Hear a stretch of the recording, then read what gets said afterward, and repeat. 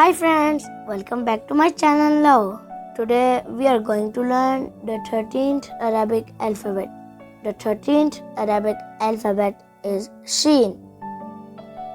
Hi, my name is Sheen.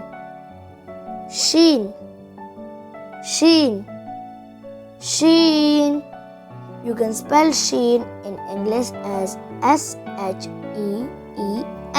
Sheen. It sounds like the combination of two letters in English, SH. SH for sheep. Sh. Sh. How to pronounce Sheen? She-E-N. Sheen. She-E-N. Sheen. The words starting with Sheen are Shamam means melon, Shams means sun, and Shajara means tree. Thank you for watching my video. Don't forget to subscribe for more videos. Bye friends.